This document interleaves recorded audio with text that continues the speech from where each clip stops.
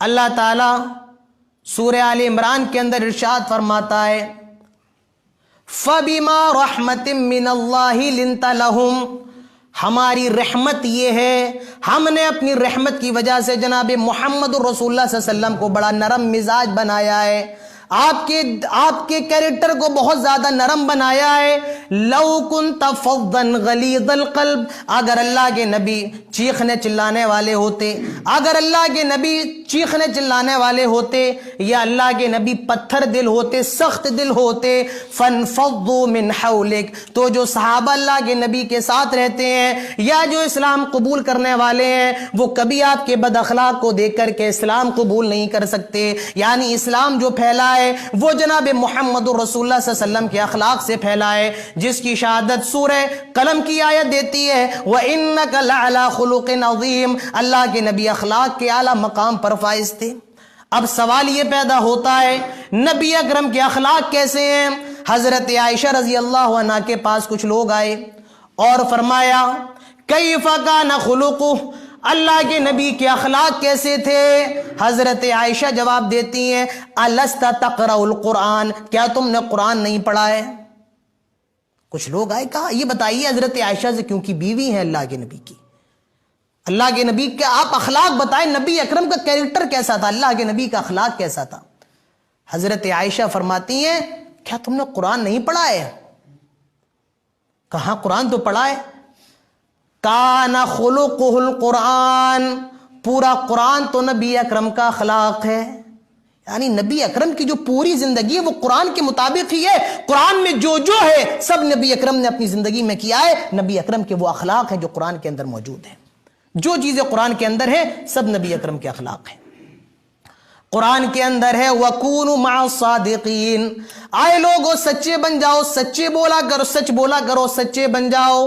آپ اس آیت کے تناظر میں جناب محمد رسول اللہ صلی اللہ علیہ وسلم کو دیکھیے، جب اللہ کے نبی نے صفا کی پہاڑی سے آواز لگائی اور سارے مکے والوں کو جمع کر لیا، اللہ کے نبی سارے مکے والوں سے کہتے ہیں میں اگر تمہیں یہ کہوں اس پہاڑی کے پیچھے ایک لشکر چھپا ہوا ہے جو بہت جلد تم پر حملہ آور ہونے والا ہے، جو بہت جلد تم پر یلغار کرنے والا ہے، کیا تم میری بات کو مانو گے؟ کیا تم میری بات کو تسلیم کرو گے؟ سارے لوگوں نے بھی یک زبان کہا ما جربنا علیک الا صدقا، آئے نبی، آئے محمد ہم آپ کی باتیں کیوں نہیں مانیں گے؟ ہم نے تو آپ کو ہمیشہ سچ بولتے ہوئے دیکھا ہے، آپ نے کبھی اپنی زندگی میں جھوٹ نہیں بولا ہے۔ ما جربنا علیک الا صدقا، ہم نے تو آپ کو سچا ہی پایا ہے، ہم آپ کو سچا ہی مانتے ہیں۔ یہ میرے نبی کی سچائی ہے، کسی نے آپ کو جھوٹا نہیں پایا کبھی۔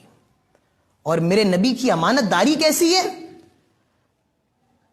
میرے نبی کی امانت داری اور ہماری امانت داری کا کیا حال ہے؟ اللہ کے نبی کی امانت داری تو ایسی ہے، خانہ کعبہ کی تعمیر ہو رہی ہے، حجر اسود کے مسئلے میں اختلاف ہو گیا، ہر قبیلہ یہ چاہتا تھا کہ میرا سردار اس پتھر حجر اسود کو اٹھا کر خانہ کعبہ کے اندر نصب کرے۔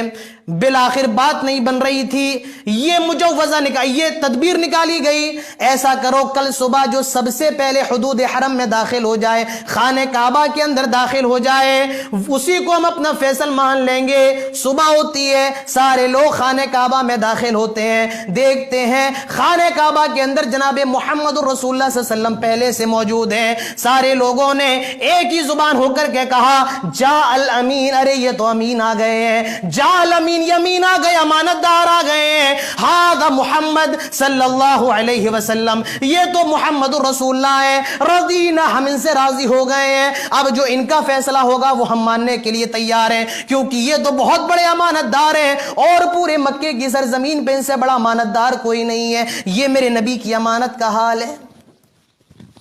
اللہ کے نبی مکے سے مدینہ ہجرت کر کے جا رہے ہیں، آپ نے اپنے بستر پہ اپنے داماد اور اپنے چچیرے بھائی حضرت علی کو لٹایا اور کہا آئے علی میں ہجرت تو کر کے جا رہا ہوں لیکن میرے گھر میں فلاں جگہ مدینے والوں کی، بکے والوں کی کچھ امانتیں رکھی ہوئی ہیں، کچھ امانتیں، کچھ رقم ہے، کچھ سونا چاندی ہے، جب تم صبح اٹھ جاؤ تو سب سے پہلے امانت والوں کو ان کی امانتیں پہنچا دینا۔ جب صبح ہو جائے تو سب سے پہلا کام یہ کرنا کہ امانت والوں کی امانت دشمن ہے، بس یہ چاہتے کسی طریقے سے محمد رسول اللہ صلی اللہ علیہ وسلم کا کام تمام ہو جائے۔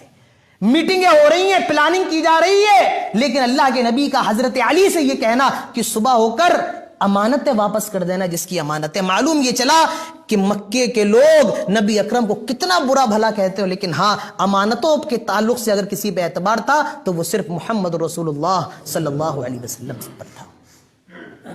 اتنا اعتبار, جبکہ معلوم ہے کہ یہ وہ شخص ہے جو ہمیں ہمارے باپ داداؤں کے مذہب سے دور کر رہا ہے, اور پورا مکہ جس کو مارنے کی کگار پہ ہے, لیکن امانت بھی رکھ رہے ہیں تو اسی شخص کے پاس, کیونکہ اللہ کے نبی امین ہے. آج ہماری اور آپ کی امانتوں کا کیا حال ہے؟ آج ہماری اور آپ کے لین دین کا کیا معاملہ ہے؟